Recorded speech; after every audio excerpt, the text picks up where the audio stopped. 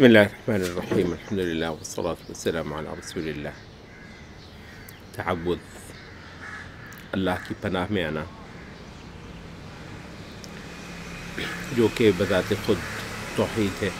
وَأَنَّهُ كَانَ رِجَالٌ مِّنَ الْإِنسِ يَعُوذُونَ بِرِجَالٍ مِّنَ الْجِنِّ فَزَادُوهُمْ رَهَقًا۔ جاہلیت میں لوگ جنات کی پناہ میں آیا کرتے تھے، جس سے جنات کا دماغ خراب ہو گیا تھا۔ کسی ہستی کی حفاظت میں اپنے آپ کو محفوظ جاننا کہ وہ اگر مجھے بچا لے تو کوئی میرا بال بھی کا نہیں کر سکتا، یہ شعور بذات خود عبادت، بندگی، تعظیم، پرستش اور توحید ہے۔ دوسری بات، من الشیطان الرجیم، شیطان رجیم سے، رجیم جس کا ترجمہ مردود کرتے ہیں، راندہ درگاہ، اس کا خود بخود یہ مطلب ہے کہ مجھے باریابی پانی ہے اس کے ہاں، اور میں اس ملعون کے شر سے بچنا چاہتا ہوں، اللہ کی حفاظت کی میں آ کر،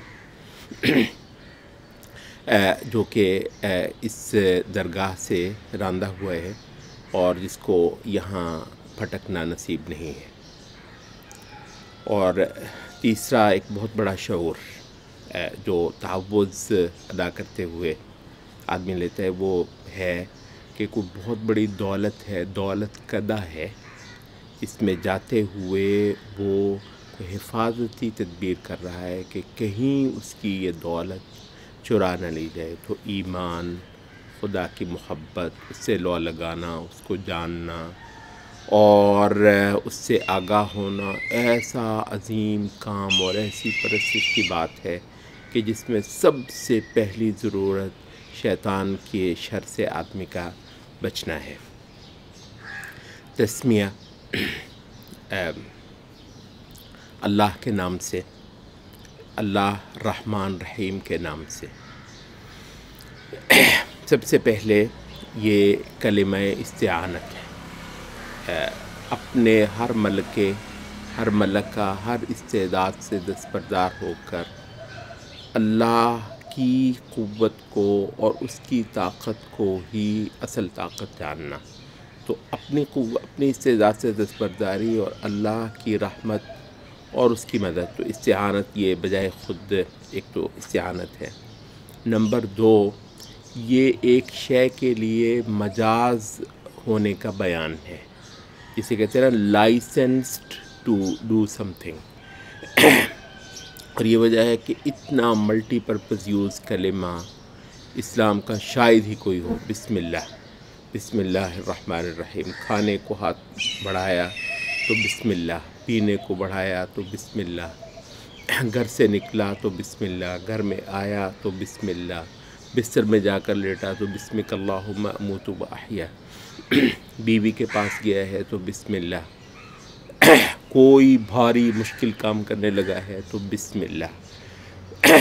ایک ایسا لفظ، سبحان اللہ، دو لفظ ہیں ان کو سنتے ہی نبی صلی اللہ علیہ وسلم کے طائف کے سفر میں وہ جو غلام تھا عداس، اس نے پہچان لیا کہ ہو نہ ہو یہ آسمانی نبوتوں اور شرائع کو لے کر آنے والا یہ ایک شخص ہے۔ جب انگوروں کو ہاتھ بڑھاتے ہوئے نبی صلی اللہ علیہ وسلم نے بولا بسم اللہ، اور یہ وجہ ہے کہ اونٹنی جب بدکی تو آدمی نے کوئی دشنام دیا شیطان کو، تو نبی صلی اللہ علیہ وسلم نے فرمایا نہیں، کہو بسم اللہ۔ شیطان کو دشنام دینے سے وہ اور بھی پھولتا ہے، البتہ اگر تم یہ لفظ بول دو بسم اللہ، اللہ کے نام سے، تو اس کو اتنی تکلیف ہوتی ہے کہ وہ بہت چھوٹا، جیسے مکھی ہوتی ہے، اتنا چھوٹا ہو کر رہ جاتا ہے۔ کائنات کا تو یہ دو ہیں۔ اہل علم نے کہا کہ جو جن کاموں میں سرسری ہونے کا ایک معنی ہے، کھانا پینا، اٹھنا بیٹھنا، باہر نکلنا آنا وغیرہ وغیرہ، تو فرمایا، کہا کہ وہاں صرف بولو بسم اللہ۔ البتہ جو ایک بہت زبردست کام ہے، جیسے قرآن مجید پڑھنا، جیسے کوئی خط لکھنا، مکتوب لکھنا ہے، کوئی کتاب آپ شروع کر رہے ہیں، یا کوئی خطبہ دے رہے ہیں تو اس کے اندر آپ پوری پڑھیں گے بسم اللہ الرحمن الرحیم۔ تو لائسنسڈ ہونے میں یہ جو لبرلزم کے ساتھ ہمارے بالکل ابتدا سے کانٹے جدا ہوتے ہیں کہ جو کچھ یہاں پر ہے کسی کا ہے تو میں لائسنسڈ ہوں کہ میں اس کے نام سے اس کی چیز کو اٹھاؤں۔ توحید کا جو پہلا بنیادی سبق ہے تو وہ تو بسم اللہ سے ہی آ جاتا ہے۔ وہ جو کچھ یہاں پر ہے وہ اپنے باپ کی جاگیر سمجھ کر اس کو ہاتھ لگاتا ہے، اور میں مالک الملک کی جاگیر سمجھتے اور اس کی اجازت سے اور اس کی شرع کی راہ سے میں اس کو لیتا ہوں۔ تو یہ ہے بسم اللہ، اور اس کے بعد جو پہلا لفظ بولا ہے وہ ہے الرحمن۔ آپ کو معلوم ہے کہ رحمان اللہ مالک الملک کے لیے استعمال ہونے والا وہ لفظ ہے جو اہل جاہلیت نہ صرف استعمال نہیں کر رہے تھے بلکہ وہ اس پر معترض بھی تھے۔ تو اللہ ان صفات کے ساتھ جن صفات سے انبیاء نے مجھ کو متعارف کروایا ہے اس خدا کے نام سے۔ اور یہ جو ہے نا، یہ اس وقت کی جو اہل جاہلیت ہے کہ جی یہ کیا جاتا ہے وہی اللہ وہی بھگوان، تو وہ تعبیرات، وہ ایکسپریشنز، وہ صفات جن کے ذریعے سے مالک الملک کا تعارف مجھ کو انبیاء سے ملا ہے اس کے نام سے۔ الرحمن الرحیم۔ الحمدللہ رب العالمین۔ حمد، سب سے پہلا سبق وہ یہ ہے کہ گن گائے جائیں گے تو رب العالمین کے۔ یہ سارا کچھ جو ہے، جو کچھ مل رہا ہے زندگی اور زندگی کا سارا حسن اور جمال اور راحتیں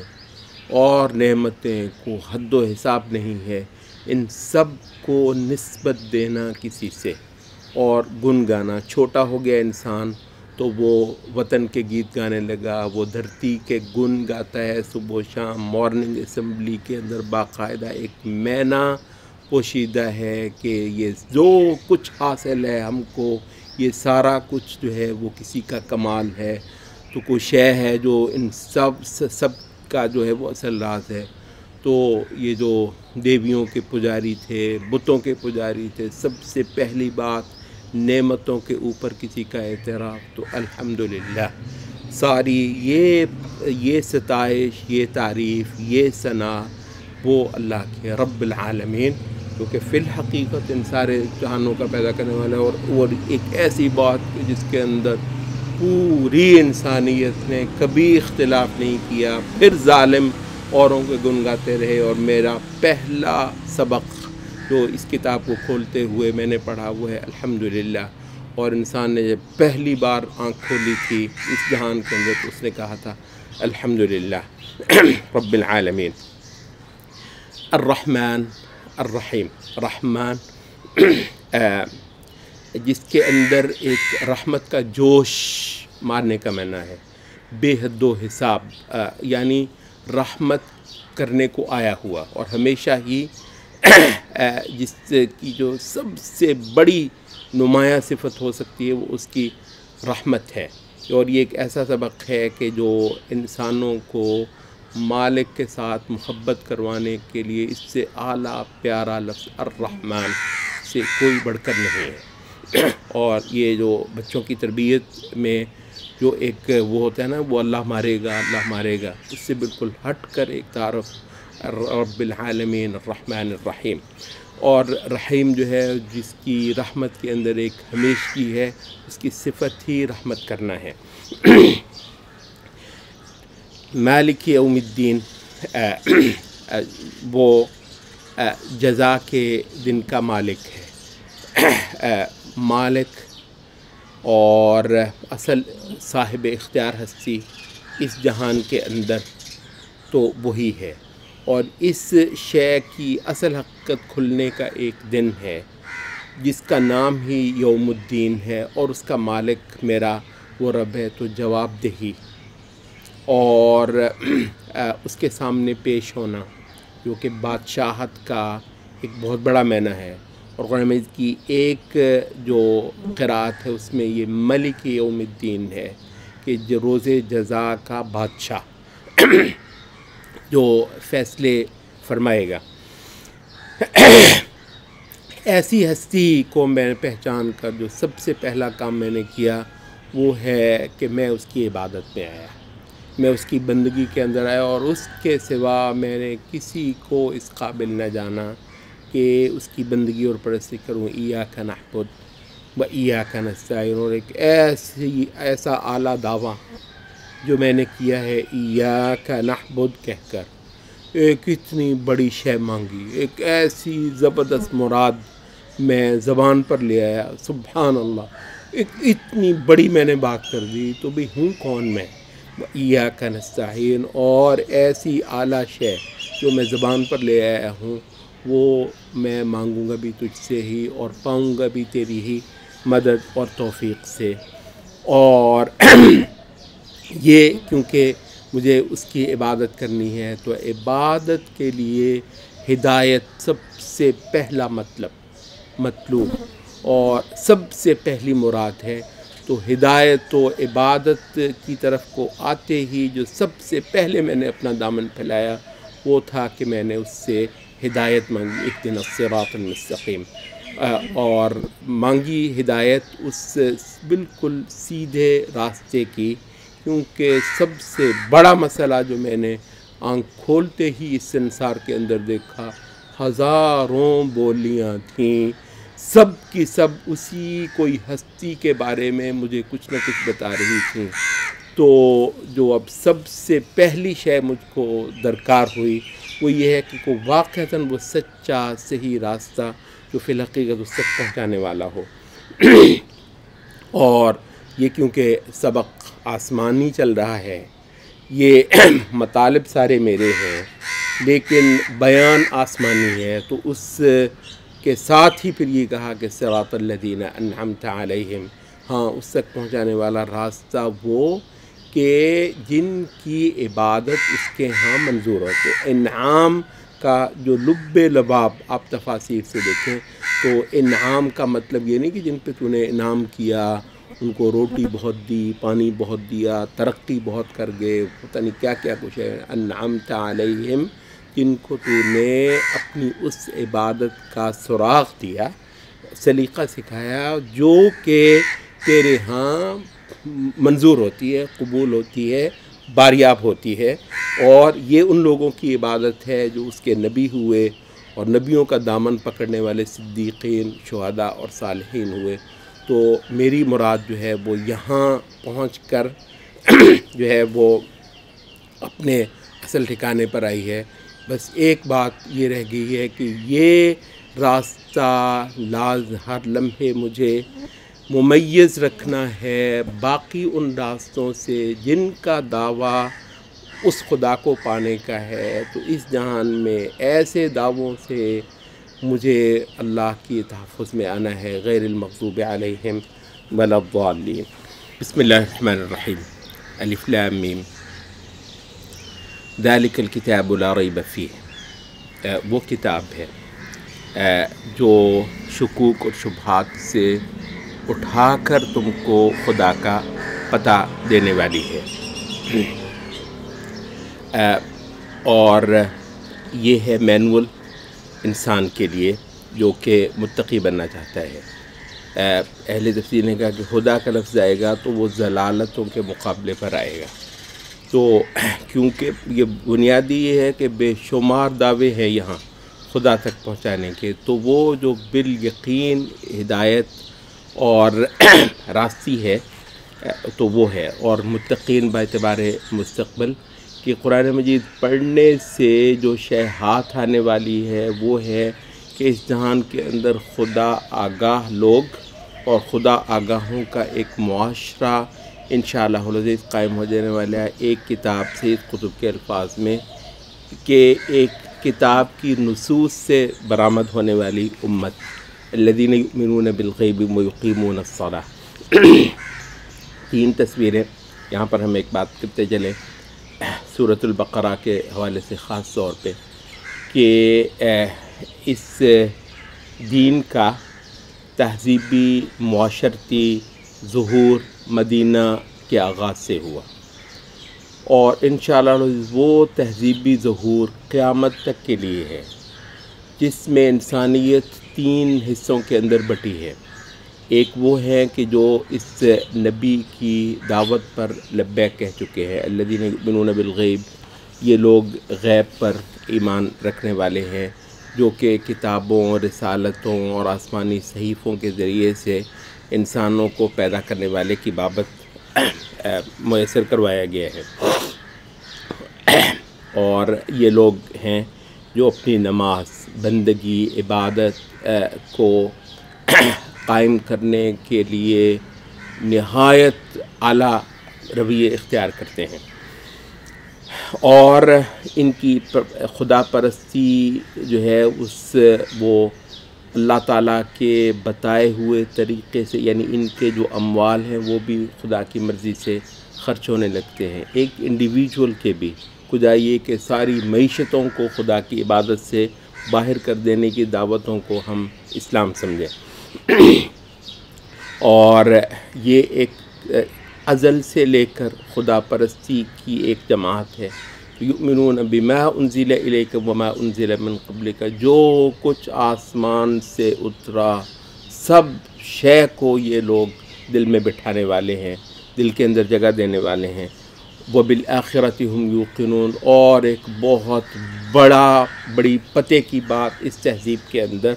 اور ان رسالتوں کے اندر اور خدا کا پتہ دینے والی اس دعوت کے اندر یہ ہے کہ اس جہان کے بعد ایک جہان ہے جس کی یہ ساری تیاری اور یہاں کا ایک ایک ستھرا، صاف، پاکیزہ رویہ دراصل اس ایک دن کی تیاری ہے جس میں انسانوں نے اس جہان کے مالک کے سامنے کھڑے ہونا ہے۔ اور یہ ایک چھوٹی سی تصویر دکھانے کے بعد ایک سرٹیفکیٹ دیا گیا ہے کہ یہ جس راستے پر چڑھ چکے ہیں یہ بالحقیقت ہدایت پہ ہے، اولئک علی ھدی من ربہم، اور اس جہان سے کچھ شے لے کر جانے کی ہے سرخروئی اور کامیابی، تو وہ یہی ہے جو ان کے ظہور سے لوگوں کو میسر ہوئی ہے۔ اور اب دوسری سلائیڈ آ جاتی ہے کہ وہ لوگ جنہوں نے کفر کا فیصلہ کر لیا اور خدا کے علم میں وہ کافر ہی رہنے والے ہیں، تو ایسے لوگوں کو تمہارا بتانا نہ بتانا، ڈرانا نہ ڈرانا فی الحقیقت ایک سا ہے، جس کا یہ مطلب نہیں ہے کہ نبی صلی اللہ علیہ وسلم یہ بات سن کر ان کو ڈرانا چھوڑ دیں گے، تو دراصل یہ تو قلوب کی بات ہو رہی ہے کہ اللہ البتہ یہ جانتا ہے کہ جو مرضی کر لو، تارے بھی توڑ کر لے آؤ، تو یہ لوگ قبول کرنے والے نہیں ہیں، اور اس وجہ سے مومن کو یہ شرح صدر بھی حاصل ہو جانا کہ کوئی اگر اس پر ایمان نہیں لایا ہے تو وہ دلائل کی کمی کی وجہ سے نہیں ہے، وہ بینات اور روشن نشانیوں کی کمی کی وجہ سے نہیں ہے، وہ کوئی دل کی ویرانی ہے جس کے باعث اس کو یہ نعمت نصیب نہیں ہوئی ہے، تو پورے وثوق کے ساتھ، پورے رسوخ کے ساتھ اور پورے یقین اور اطمینان کے ساتھ اس شے کو جو آسمان سے آئی کافی سمجھنا اور اس میں کوئی کمی نہ جاننا، جو کچھ ملنے کی بات تھی مالک الملک سے اس جہان کے اندر، وہ نعمت مجھ کو حاصل ہو گئی ہے اس کلام سے جو ابھی میں پڑھ رہا ہوں اور جو ابھی میں سن رہا ہوں، اور ان کا کو یہ شے نہیں میسر ہے، تو اس وجہ سے کہ دل کے کواڑ بند ہیں، اور جو کہ ان کے کسی ظلم کی وجہ سے ختم اللہ علی قلوبہم وعلی سمعہم، اور یہ تو اس جہان کے اندر ہے یہ عذاب جو ان کو یہاں پر ہے، خدا سے محبت نہ کر پانا، خدا سے ڈر تک نہ سکنا، خدا سے آگاہ تک نہ ہو سکنا، اور آخرت میں ان کا جو عذاب ہے وہ عظیم ہے۔ اور اب تیسری سلائیڈ آ گئی ہے جو کہ اس میں سب سے لمبی سلائیڈ ہے، اور اسلوب اس کا سبحان اللہ وَمِنَ النَّاسِ مَن يَغْتُو، تعجب، یعنی یہ ہے ہی تعجب اور حیرانی بتانے کا یا حیرانی دکھانے کا ایک اسلوب ہے۔ وَمِنَ النَّاسِ، دیکھو لوگوں میں یوں بھی ہیں، ایک تو وہ تھے جو مان گئے، اور پار لگ گئے، اور ایک وہ تھے کہ کسی وجہ سے وہ انکار کر گئے۔ اب دیکھو یہ بھی ایک کیریکٹر ہے کہ کہنے کو کہا کہ ہم مانتے ہیں لیکن فی الحقیقت وہ ایمان والے نہیں ہیں۔ سبحان اللہ۔ ہم نے کہا کہ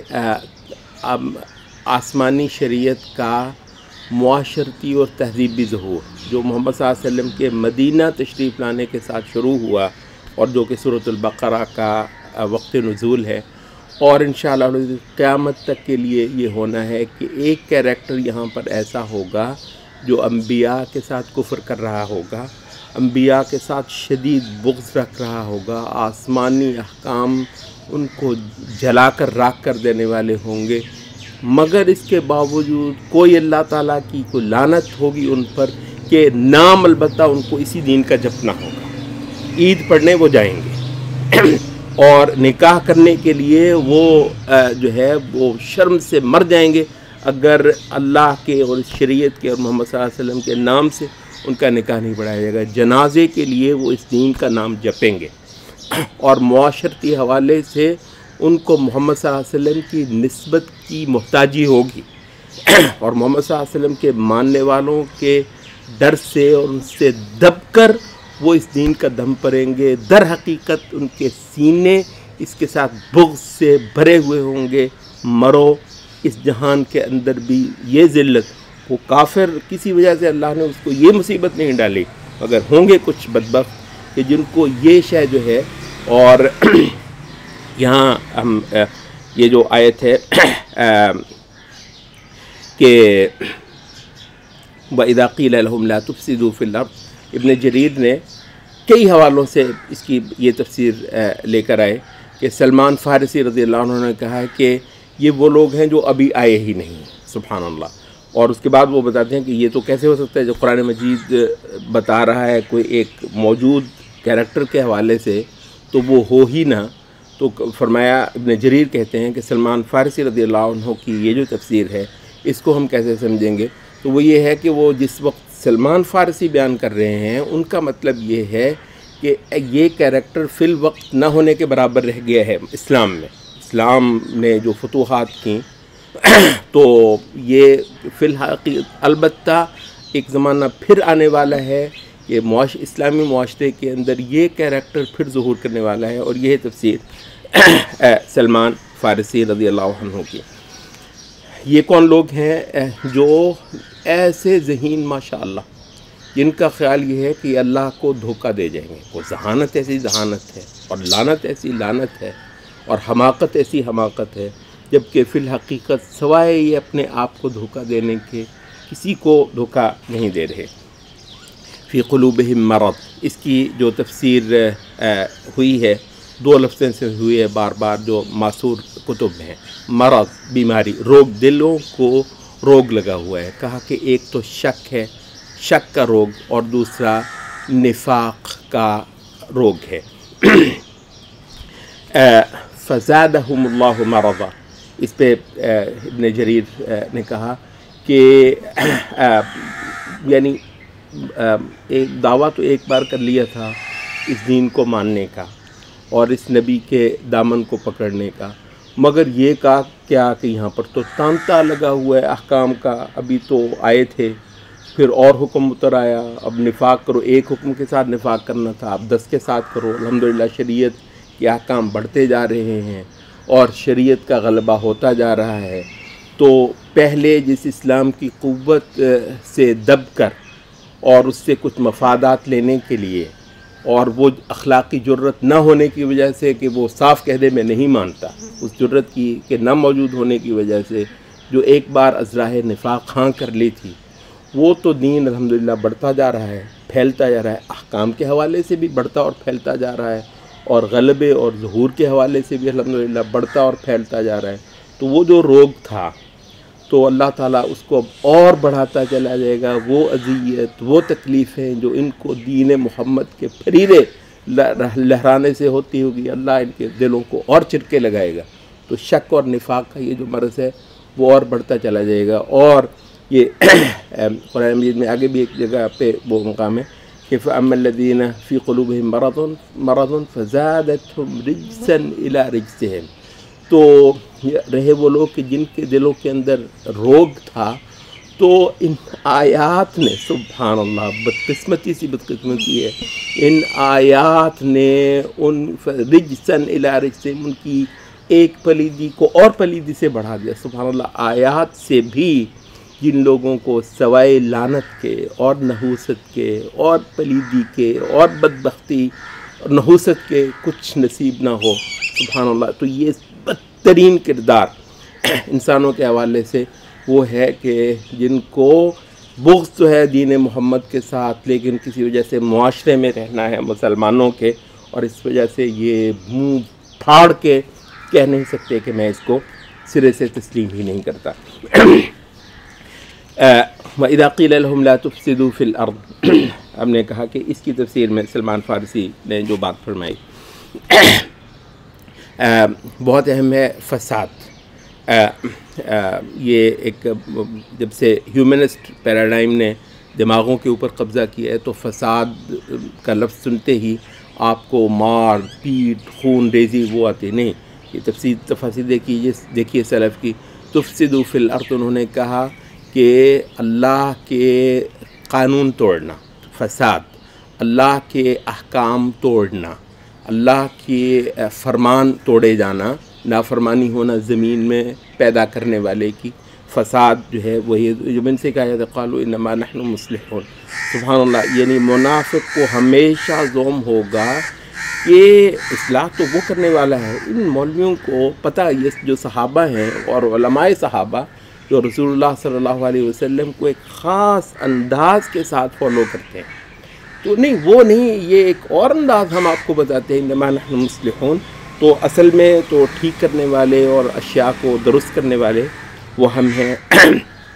تو جن لوگوں نے صحابہ کی طرز سے اللہ کی عبادت نہیں کی اور نبی صلی اللہ علیہ وسلم کی اطاعت اس روح کے ساتھ اور اسپرٹ کے ساتھ نہیں کی جو صحابہ کے ذریعے سے اللہ رب العزت نے معیار بنائی، الا انہم هم المفسدون، یہی لوگ ہیں جو دراصل فساد کرنے والے ہیں اور اس بات کا شعور تک نہیں رکھتے ہیں۔ اور یہ جو سٹینڈرڈ ہے ایمان ہے وہ اذا قیل لهم آمنوا کما آمن الناس، یہاں پر الناس سے مراد سارے انسان نہیں ہیں بلکہ الناس سے مراد ہیں یہ صحابہ، تو معیار ہیں وہ۔ تو اب صحابہ والا ایمان جس کے اندر جہاد آتا ہے، جس کے اندر وہ باپ دادا کے سارے راستوں کو ترک کر کے فی الحقیقت رسول اللہ صلی اللہ علیہ وسلم کی ہدایت پر چلنا آتا ہے، تو اس کو پاگل پن دیکھنا، الا انہم مصطفیٰ، یہ جو ہے نا یہ پاگل پن، یہ جنونی، ٹھیک ہے کچھ لوگ فی الحقیقت جنونی بھی ہوں گے، مگر جنونیت کی وہ تفسیر جو اہل سنت کے مصادر سے ہو سکتی ہے جو کہ صحابہ کے وارث ہیں، وہ تو اور بات ہے، ورنہ یہ ہے کہ پوری سنجیدگی کے ساتھ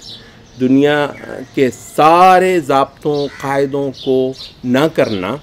جن کی کا دنیا کلمہ پڑھتی ہے، اور ان سب کو حرف غلط جاننا اور سوائے آسمانی جو تقریرات ہیں اس کے کسی شے کو تسلیم نہ کرنا، یہ دنیا اس کو جنون سمجھتی ہے۔ الا انہم السفہاء ولکن لا یعلمون۔ پھر دین اسلام کے ساتھ اور اس پر چلنے والوں کے ساتھ مذاق کرنا، انما نحن مستہزئون، اور یہ ایک بہت بڑا سودا ہے جہالت کا اور حماقت کا جو یہ کر رہے ہیں کہ اس جہان میں ان کو جو ایک موقع دیا گیا تھا کہ اس مختصر جہان سے یہ ایک ابدی جہان خرید جائیں، قربان جائیں رسالتوں کی دی ہوئی اسکیم پہ اور اس تدبیر پہ، تو ان ظالموں نے وہ سب سے بڑا سودا کھو دیا۔ فما ربحت تجارتهم وما كانوا مهتدين۔ ان کی جو مثال ہے وہ نبی صلی اللہ علیہ وسلم نے ایک روشنی کی، گھپ اندھیرے تھے، روشنی فرما دی، اور لیکن جب وہ روشنی حالت تمام ہوئی اور 14 طبق روشن ہوئے انسانوں کے، اور وقت آ گیا کہ انسان بصیرت کے ساتھ خدا کی عبادت کرنے لگے، تو کچھ بدبخت ایسے تھے کہ ان کے اندر کی روشنی قبض کر لی گئی۔ وہ نعمت دراصل اندر بھی چاہیے۔ 2 نعمتیں ہیں، ایک نعمت یہ ہے کہ نبی میسر آ جائے، اور پھر ایک نعمت یہ ہے کہ نبی کو لینے، قبول کرنے اور نبی کا دامن پکڑنے کے لیے اندر کی روشنی کام دے دے، ورنہ نبی سامنے کھڑا ہوگا لیکن اندھیرا اندر کا ایسا ہوگا کہ آپ کو وہ نظر نہیں آئے گا۔ تو ان کی مثال وہ ہے کہ روشنی تو باہر بہت کر دی، جس کے لیے لوگ شاید تڑپ رہے تھے اور انسانیت جو ہے وہ پیاس سے بلک رہی تھی، لیکن جب وہ وقت آیا تو سبحان اللہ، یعنی دریا کے کنارے بھی پیاسا کوئی مرتا ہے۔ نبی صلی اللہ علیہ وسلم جس محلے کے اندر پائے جا رہے ہیں، پورا ایک اشرا جس محلے میں رہے ہوں گے، اس محلے کے لوگ بھی دوزخ میں گئے ہوں گے۔ سبحان اللہ، یہ کیا ہے؟ یہ اندر کا نور ہے جو بار بار اللہ سے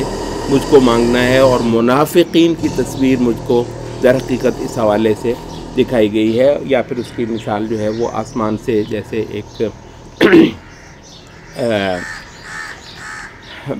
بارش بڑی زوردار اتری ہے، تو قرآن مجید، یہ دین،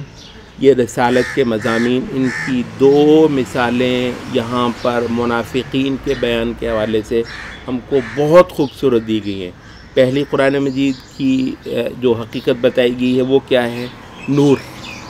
روشنی، اور دوسری مثال کیا بتائی گئی ہے؟ بارش، پانی، زندگی کے۔ سبحان اللہ، یہ 2 سرچشمے، ایک ہے روشنی اور ایک ہے بارش، باران رحمت۔ تو نبی صلی اللہ علیہ وسلم جو شے لے کر آئے ہیں میرے دل کی ویرانی دور کرنے کے لیے، اس کی دوسری حقیقت یہ ہے کہ یہ موسلا دھار بارش ہے جس سے انسانیت نے زندہ ہو جانا تھا، لیکن کچھ کو اس کے اندر جو کڑکے ہیں اور اس کے اندر جو کوئی خوف کے پہلو، اور بلا شبہ بارش جب ہوگی آسمان سے تو اس کے اندر یہ رکھے جائیں گے، کڑکے بھی ہوں گے، خوف بھی ہوں گی، گرج چمک بھی ہوگی، اور ان کو صرف جو ہے نا ان کے نصیب میں وہی آیا۔ تو سیراب ہونا کچھ لوگوں کو میسر آیا اور وہ پار لگ گئے، اور اس کے اندر موت کے پیغام پڑ رہے تھے منافقین، یہ تو موت ہے اور یہ تو بربادی ہے، یہ تو کہیں کا نہیں چھوڑے گا۔ تو یہ اللہ تعالیٰ نے ان کو نصیب فرمایا۔ یا ایھا الناس اعبدوا ربکم الذی خلقکم، ایک صدائے عام ہے تمام انسانوں کو، سب بر اعظموں میں۔ یہ محمد صلی اللہ علیہ وسلم تشریف لا چکے ہیں۔ سبحان اللہ، یہ قرآن مجید انشاءاللہ العزیز ایشیا میں بھی پڑھا جائے گا، یہ امریکہ کو بھی جو ہے وہ خطاب فرمائے گا آسمان کی طرف سے آئی ہوئی ایک دستاویز اور کلام کے طور پہ، یہ یورپ میں بھی جائے گا، یہ آسٹریلیا۔ یا ایھا الناس، محمد صلی اللہ علیہ وسلم کی رسالت پورے جہان کے انسانوں کے لیے، اور مضمون کیا ہے؟ وہ خدا جس یہ آسمان دیکھتے ہو اس کا، یہ زمین دیکھتے ہو جس کی، یہ بارشیں جس کی دیکھتے ہو، یہ رزق جس کا کھاتے ہو، این وہی مالک، این وہی رب۔ تو اس کی خبر دینے کو جو یہ محمد صلی اللہ علیہ وسلم تمہارے پاس تشریف لائے ہیں، تو وہی رب ہے تمہارا، وہ تو تم سے پہلوں کا۔ تو اس سے تم کو انشاءاللہ العزیز خدا آگاہ معاشرہ، خدا آگاہ زندگی، اور خدا آگاہ جو ہے ایک پوری قوم اس سے برآمد ہو سکتی ہے۔ لعلکم تتقون، وہی ہے جس نے تمہارے لیے زمین کا بچھونا بنا دیا ہے، اور آسمان سے جس نے پانی اتارا، اور اس پانی اتار کر کیچڑ سے تمہارے لیے طرح طرح کے منت ثمرات رزق لکم، گونا گون رزق اور میوے اور پھل بے حد و حساب جو ہے وہ تمہارے لیے ہزارہ سال سے نکالتا جا رہا ہے۔ تو اس وجہ سے زمین میں اس کے ہم سر نہیں رہیں گے۔ یہ رزق، یہ نعمتیں، یہ آسائشیں جو وہ دیتا ہے، اس میں سب سے بڑھ کر پہلی بات جاننے کی یہ ہے کہ ان کے دعوے دار اور ان کے حوالے سے تمہیں اپنے آگے جھکانے والے جتنے خدا کے ہمسر ہیں وہ نہیں رہیں گے، پرستش اور عبادت ایک اللہ کی ہوگی۔ اور یہ جو صدا ہے تم کو عبادت کی اور خدا کا تعارف کروانے کے ذریعے سے آخری بار آسمان کی صدا جو تم کو سنائے گی، اگر اس کے اندر کوئی شک ہے تو پھر ایسی زبردست بیان اور ایسی اعلیٰ دعوت اور ایسا اعلیٰ مضمون جو تم کو اس قرآن کے ذریعے سے دیے گئے، تو اس کے پھر ٹکر کی کوئی شاید لے آؤ، دیکھ لو اگر تمہیں کہیں سے تم یہ کر سکتے ہو۔ اور اگر ایسا نہیں ہے اور اس کے اندر خدا پرستی کے وہ پیغام جو کہیں اور تم کو نہیں ملیں گے، اور ایسا اعلیٰ بیان کہ رونگٹے کھڑے ہو جائیں گے خدا کو جاننے والوں کے اس کلام کو سننے کے ساتھ ہی، اور بے حد منفرد یکتا بے مثال معانی اس کے اندر سے جب ظہور کرنے والے ہیں، تو جب ایسا ہے تو بہت اچھا ہے تمہارے لیے اس آخری آسمانی صدا کو اپنے لیے نعمت جانتے ہوئے اللہ کی بندگی اور پرستش اختیار کر لو، اور اس دوزخ سے کسی طریقے سے اپنے آپ کو بچا لو جس کا ایندھن کچھ اور نہیں ہے سوائے انسانوں کے اور پتھروں کے، اور وہ سر کھائے گی، اعدت وہ خصوصاً بنائی گئی ہے ایسے لوگوں کے لیے جو اس جہان کے اندر رسالتوں پر بھروسہ کرتے ہوئے خدا کو اپنا رب نہ مان سکے اور خدا کو اپنا آپ نہ دے سکے، ایسے لوگوں کے لیے وہ دوزخ بنائی گئی ہے۔ اور جن خوش قسمتوں نے کوئی یاوری کی ان کی قسمت نے کہ انہوں نے اس جہان میں اس کو دل سے لگا لیا اور دل کو بٹھا لیا اور محمد صلی اللہ علیہ وسلم کے لیے دروازے کھول دیے اپنے شہروں کے، اپنے گھروں کے، اپنے دلوں کے، اور وہ راج کرتا ہے یہاں پر اس آسمانی شریعت اور آسمانی مطالب کے ساتھ، اور روز یہ اس سے اپنے مالک کی محبت اور پرستش کے سبق لیتے ہیں، تو ان کو خوشخبریاں سنا دو کہ ان کے مالک کے پاس وہ باغات ہیں جن کے نیچے نہریں رواں ہیں، اور ایسی ان کی تواضع ہونے والی ہے، وہ یہ تھال جو ہیں وہ ہر بار نئے آتے ہیں، نعمتیں یہ ویسی ہی ہیں، نہیں یہ تو بالکل کوئی اور شے ہیں، اور یہ سلسلہ یہ ضیافتوں کا اور یہ نعمتوں کا اور خدا کی طرف سے تواضعات کا وہ چلتا ہی جا رہا ہے۔ اور ایک بہت بڑا جو انسانی وجود کا مطلب ہوتا ہے کہ وہ جو حسن ہے جس پر اس کے شاعر مرتے رہے تھے، ظالم روز شاعری کرتے تھے، غزلیں روز ان کو تنگ کرتی تھیں، وہ ایک حسن جس کی کہانی کبھی ختم نہیں ہوگی انسان کے ادب سے اور انسان کی شاعری سے، وہ حسن اپنی بے حد و حساب ظہور کے ساتھ اس بہشت میں ظہور کرنے والا ہے۔ وَلَهُمْ فِيهَا أَزْوَاجٌ مُطَهَّرَةٌ، وہ پاکیزہ بیویاں، وہ حسن، وہ حوریں جو کہ کسی وجہ سے یہ منافقین جو ہیں ان کو بے حد و حساب تکلیف دیتا ہے اگر وہ رسالتوں سے سنتے ہیں۔ اس حسن کی کہانی جو انسان کی ضرورت ہے اور جو کہ بے حد و حساب میسر آنے والا ہے خدا کی اس ضیافت گاہ میں جس کا نام بہشت ہے، تو جب ان کو شاعروں کی شاعری تو یہ جھومتے تھے، اور وہ فانی حسن جس کے ابن قیم کہتے ہیں کہ وہ جب قبر میں چلی جائے گی نا یہ بی بی، اس سے اگلے دن تم اس کا چہرہ نہیں دیکھ سکتے، جس پہ غزلیں کہتے ہو اور جس کے حسن پہ مرتے ہو۔ تو البتہ یہ ہے کہ یہ انسان کا جو مطلب ہے یہ اپنے اعلیٰ شکل و صورت کے اندر اور خدا کی حقیقی نعمت کے طور پر اگر کسی جہان میں ظہور کرتا ہے تو اس میں مسئلہ کیا ہے؟ اور یہ وجہ ہے کہ اللہ تعالیٰ انسان کے انسانی ضرورت کے سب مطالب بیان فرماتا ہے، اور کوئی مچھر جتنی چھوٹی بات کی مثال دینے سے بھی اللہ رب العزت کو جو ہے وہ کوئی شے مانے نہیں ہے۔ اور اس آسمانی بیان کے اندر جو ہے وہ ہدایت تلاش کرنا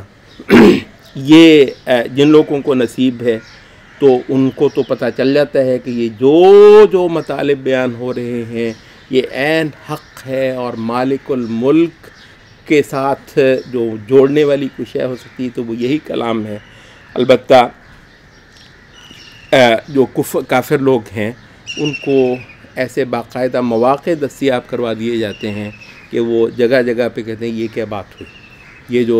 آسمانی کتب کے اندر اور آسمانی صحیفوں کے جو بیانات ہیں ماشاءاللہ یہ ان پر بھی جو ہے وہ نقد کرنے کے لیے اور ان پر بھی اپنے اعتراضات کرنے کے لیے چل دیں گے. تو اس کتاب سے کچھ نصیبوں کو لازماً ہے، یہ جب کھولو کتاب کو تو یہ سبق لازماً کو جو ہے کہ اس کتاب سے کچھ لوگوں کو ہدایت میں اور اسی سے کچھ لوگوں کو گمراہی ملنے والی ہے، اور بدترین گمراہی ہے جو قرآن پڑھنے کے بعد ملے. سبحان اللہ. یضل بہ کثیرا ویہدی بہ کثیرا. اور کن لوگوں کو یہ نصیب ہونے والا ہے، یہ بدبختی ملنے والی ہے جو کہ اللہ کو کے عہد کو توڑنے والے اور وہ سب رشتے جن کا حکم ہے آسمان کی طرف سے جوڑنے کا، وہ ان رشتوں کو پامال کرنے والے. سبحان اللہ. کہتے ہیں کہ یہ جو ماڈرن تہذیب ہے اس کی بہت سیلینٹ فیچر کیا ہے، ان رشتوں کو کی قطع و برید کرنا اور ان کو تہس نہس کرنا جو آج تک نبوتوں کے باقیات کے طور پر انسانوں کے اندر بچے رہے ہیں، ان سب کو جو ہے وہ کاٹ دینا. وَيُفْسِدُونَ فِي الْأَرْضِ. اور حقیقی فساد جو ہے مالک کے ضابطے اس جہان میں وہ مالک کو باہر کیا ہے. ایک ایسا جہان، ایک ایسی تعمیر زمین کی جو مالک کو نکال کر ہوگی. یفسدون فی الارض. مالک کے جو ضابطے توڑنے والے ہیں حقیقی خسارہ پانے والے وہ ہیں. اور ظالموں یہ تم نے تصور کہ کیف تکفرون باللہ، وہ اللہ کے ساتھ کفر کرنا. تو قرآن مجید کا بنیادی مضمون شروع سے لے کر پلٹ کر پل پہ جو کیا ہے وہ اس مالک کو پہچاننا، اس مالک سے ڈرنا، اس کی عبادت کرنا مضمون ہی ہے. تو اس دعوت کو رد کر کے تو تم اس مالک کے ساتھ وکنتم امواتا ظالموں، تم تھے ہی نہیں. فاحیاکم، تم کو وہ لا لیا کہیں سے، وجود دیا تم کو. ثم یمیتکم، اور پھر دیکھ لو وہ لے بھی جاتا ہے تم کو پھر موت دے گا. ثم یحییکم، پھر زندہ کھڑا کر لے گا. سبحان اللہ. انسان کا وجود اپنے آپ سے کوئی شے ہے ہی نہیں، اور اس پوری کائنات کا وجود اپنے آپ سے کوئی شے ہے ہی نہیں. کسی کی قوت تھی وہ بولتی تھی، کسی کی قوت تھی وہ اپنا آپ بتاتی تھی. ثم الیہ ترجعون، اور اس کے سامنے تم نے پلٹنا ہے. بنیادی سبق اس آیت کی بنیاد، اس قرآن کی بنیادی یاد دہانی. اور یہ جو جہان ہے یہ تمہارے لیے باقاعدہ تعمیر ہوا ہے. ایک بہت بڑا مضمون ہے قرآن، ایک آیت کے اندر بیان ہوا ہے وَالَّذِي خَلَقَ لَكُم مَّا فِي الْأَرْضِ. یہ جو سب کچھ ہے یہ کسی نے بسایا ہے. مریخ تک جھانک آئے ہو تم، ایک ایسا زبردست انتظام جو تمہارے لیے یہاں پر کر دیا ہے. ثُمَّ اسْتَوَىٰ إِلَى السَّمَاءِ فَسَوَّاهُنَّ سَبْعَ سَمَاوَاتٍ. زمین تخلیق کی ہے اور پھر آسمان بنائے ہیں اس نے 7. اور البتہ اپنے علم کے ذریعے سے وہ اس پورے جہان کا نگران اور اس کا حاکم اور اس کا فرما روا ہے. اور یہ کہانی تمہیں اس زمین کے اس سیارچے پہ بسانے کی یہ شروع ہوتی ہے جب مالک نے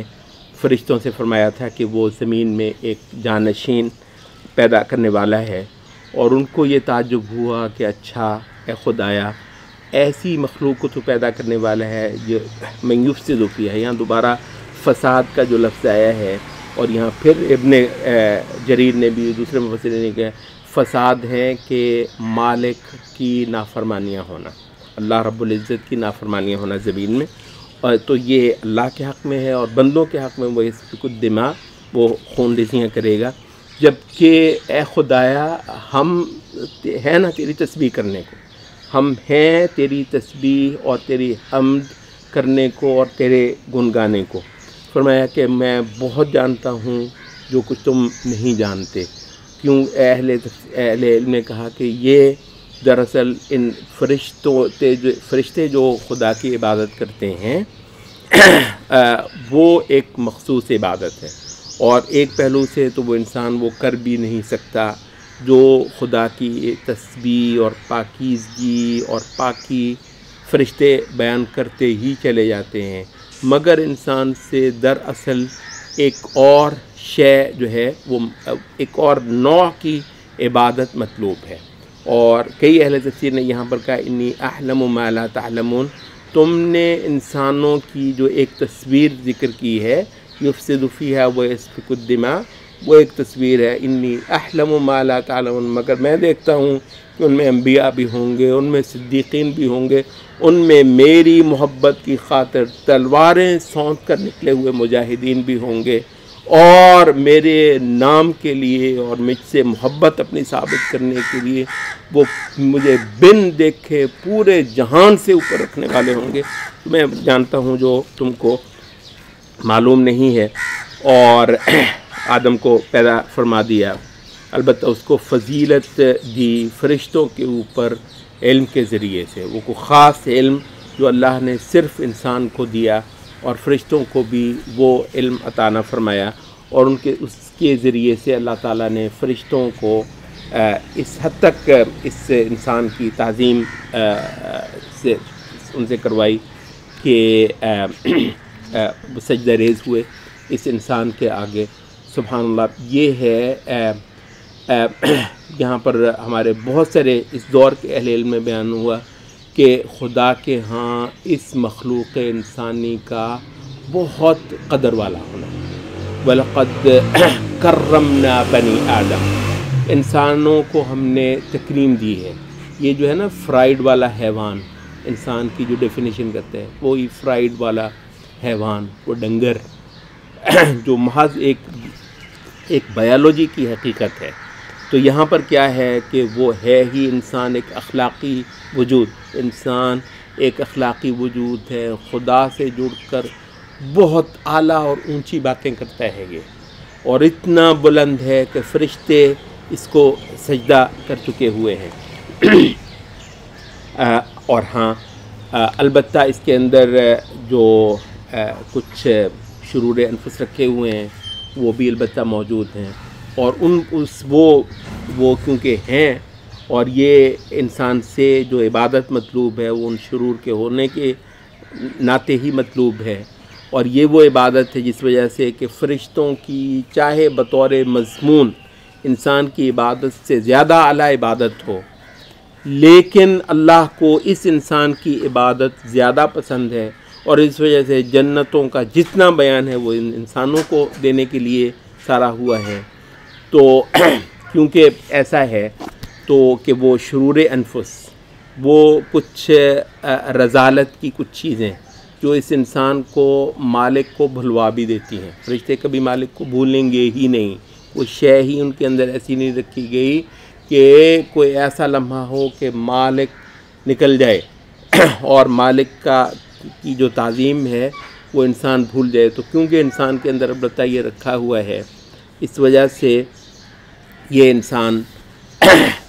گناہ کر بیٹھتا ہے. اور اس کا گناہ کر بیٹھنا دراصل وہ شے ہے جو کہ اس کو اللہ کے ہاں وہ سرخروئی دلواتا ہے کہ یہ کوئی اور مخلوق تھی ہی ایسی نہیں جو کہ اللہ تعالیٰ کی معصیت پر قدرت رکھتی ہو. یہ اللہ کی معصیت پر قدرت رکھے گی اور پھر اللہ رب العزت کی فرما برداری کرے گی اپنے اس اختیار سے جو البتہ فرشتوں کو بھی حاصل نہیں ہے. سبحان اللہ. اس اختیار کے ساتھ خدا کی عبادت کرنا. اے انسان تو واحد وہ ہستی ہے، واحد وہ مخلوق ہے کہ اس انداز کی عبادت کہ میں چاہوں تو خدا کو مانوں، میں چاہوں تو خدا سے ڈروں، اور چاہوں تو میں خدا سے نہ ڈروں. تو یہ حیثیت حاصل ہوتے ہوئے جو تو نے خدا کی عبادت کر دی، ایک ایسی شے ہے مالک کو اس کی ایسی قدر ہوئی سبحان اللہ کہ وہ البتہ نہ فرشتوں کو ملی نہ اللہ تعالیٰ کی کسی اور مخلوق کو ملی. تو یہ جو مضمون ہے، یہ جو شرور انفس رکھے گئے ہیں تو جس سے وہ فرائیڈ والا جو حیوان ہے وہ بھی کہیں سے جو ہے وہ ذہنوں کے اندر آ گیا. تو بلا شبہ انسان کا یہ جو منفی پہلو ہے اس کے باعث جو پہلی نافرمانی ہوئی رب العزت کی آدم سے اور آدم کی بیوی سے، اور جس کے باعث یہ اتنا بڑا واقعہ ہو گیا کہ وہ جنت سے نکل کر اللہ رب العزت نے انسان کو اس زمین پر بھیج دیا تو اس زمین پر آنا اس کا جو عنوان ٹھہرایا گیا وہ خدا کی ایک معصیت ہو جانا اس انسان سے، اور اس معصیت کے جو ہے وہ دھو لینے کے بعد اپنے وطن لوٹنا جو کہ بہشت ہے اور جو کہ جنت ہے۔ یہ ایک کہانی ہے جو شروع کے اندر قرآن مجید میں بیان کر کے دے دی ہے، اور ہاں اس کہانی کے اندر جو شے پورا رنگ ڈالے گی اور واقعتاً یہ اس انسان کو اس جہان سے کامیابی کے ساتھ راستہ دکھاتے ہوئے اس کے وطن پہنچا دے گی، وہ کیا ہے؟ فَإِمَّا يَأْتِيَنَّكُم مِّنِّي هُدًى، ایک شے آئے گی مجھ، کوئی شے اب نہیں میں دینے والا تجھ کو انسان، کوئی شے تیرے سوائے ایک شے کہ کہیں سے صدیوں کے بعد اور ایک زمانے کے بعد کہیں سے ایک صدا آئے گی، اتنی سچائیاں اور بینات اس کے اندر سمودی ہوں گی کہ یوں مالک کا پتہ تمہارے سامنے آ جائے گا۔ وہ جو بات ہوگی اس کو جو آدمی پکڑ لے گا، فلا خوف علیہم ولا هم یحزنون، البتہ جو لوگ اس کے ساتھ تکذیب کر جائیں گے اور اس کے ساتھ کفر کر جائیں گے تو ان کے دوزخی ہونے میں بھی کوئی شک نہیں ہے۔ تہذیب کا یہ بیان، آسمانی روشنیاں اس زمین کے اوپر معاشروں کی سطح پر اور فردوں کی سطح پر نہیں، بہت ایک بڑی دعوت اس وقت اٹھائی جا رہی ہے، پورا انبیاء کا جو لایا ہوا پیکج ہے اس کو ایک فرد کے سائز کا جو ہے نا وہ سی کر دینا، بس فرد ہی ہوتا ہے، بلا شبہ فرد ہوتا ہے، وہ بنیادی اینٹ ہے اس بہت بڑی عمارت کی جن کو انبیاء زمین پر تعمیر کر کے جاتے ہیں۔ وہ فرد اس کی اینٹ ضرور ہے مگر انبیاء ایک پوری عمارت کھڑی کر کے جاتے ہیں جس کا نام امت ہوتا ہے، جس کا نام جماعت ہوتا ہے، جس کا نام معاشرہ ہوتا ہے۔ تو ہم نے کہا کہ سورۃ البقرہ بطور خاص رسالت آسمانی کے معاشرتی اور تہذیبی ظہور کا بیان ہے جو کہ عین مدینہ کے آغاز سے ہوا، تو اس وجہ سے آدم و ابلیس کا قصہ سنانے کے بعد اور یہ جہان بسنے کا ایک پورا جو ہے وہ قصہ سنانے کے بعد بیچ کے تمام جو ادوار تھے تاریخ کے ان سب کو جو ہے وہ سکپ کرتے ہوئے فوری طور پر جو ہے بنی اسرائیل پر بات لے آئی گئی، کیونکہ رسالت آسمانی کا ظہور بطور معاشرہ اور بطور امت اور بطور تہذیب ایک بہت اعلیٰ صورت میں جو ہوا ہے تو وہ بنی اسرائیل کی ہم سے پہلے بنی اسرائیل کی صورت میں ہوا ہے۔ اب ان لوگوں کو کیونکہ یہ رسالت آسمانی کے اپنے آپ کو امین جانتے ہیں تو سب سے پہلے ان کو یہاں پر دعوت دی گئی ہے ایمان لانے کی، اور یہاں ایک چھوٹا سا مقام ہے، ہمارے نبی صلی اللہ علیہ وسلم کی رسالت کا جو ہے وہ اس کی حقانیت کو محسوس کرنے کی۔ ہم نے کہا کہ یہ عرب کی سرزمین میں مشرک تھے جو کہ امی تھے، جن کے پاس کوئی کتاب نہیں تھی، اور اگر سبحان اللہ اس میں کوئی حکمت تھی اللہ رب العزت کی، یعنی یہودی کو ہر جگہ نہیں بیٹھے ہوئے تھے، یہودی آسمانی رسالتوں کے امین، آسمانی صحیفوں کے پڑھنے والے، پورا جہان اس وقت کی ڈیٹ تک آسمان سے اتری ہوئی چیزوں کے لیے صرف یہودیوں کے پاس جاتا ہے، ایسی مستند چیزیں ان سے بڑھ کر کسی کے پاس نہیں ہیں۔ اچھا، یہ جو مخلوق ہے آسمانی رسالتیں رکھنے والی، یہ جزیرہ عرب میں جگہ جگہ تو تھی ہی نہیں، ان کے کچھ آبادی تھی تو وہ یثرب میں تھی مدینہ، اور کچھ آبادی خیبر وغیرہ میں تھی، تو بہت تھوڑے پاکٹ تھے جزیرہ عرب کے اندر جہاں آسمانی رسالتوں کے امین ہونے کے دعوے دار بیٹھے ہوں۔ اور کہنے کو کوئی یہ کہہ سکتا ہے کہ جناب رسول اللہ صلی اللہ علیہ وسلم آئے ہیں، سامنے امی ہیں جن کے پاس نہ کوئی کتاب ہے نہ کوئی شریعت ہے، پتہ تو چلتا نا کہ جو آسمانی رسالتوں کے پڑھنے والے ہیں ان کے ساتھ دو دو ہاتھ ہوتے تو سبحان اللہ پورے جزیرہ عرب کو چھوڑ کر رسول اللہ صلی اللہ علیہ وسلم کی ہجرت کا اگر کوئی وطن بنایا جاتا ہے تو وہ ہے جہاں وہ کتابیں کھول کر صحیفے کھول کر بیٹھے ہوئے علماء اور احبار ہیں، ان کے پاس جا کر بیٹھا اور ان کے سامنے آنکھوں میں آنکھیں ڈال کر یہ نبی تو وہ جو عرب ہیں جو بے شک امی ہے لیکن اللہ نے ان کو ذہانت بہت دی ہے، تو البتہ ان کو یہ ایک منظر دکھا دیا ہے کہ یہ رسول ان علماء کے پاس جائے گا اور ان کو ڈرائے گا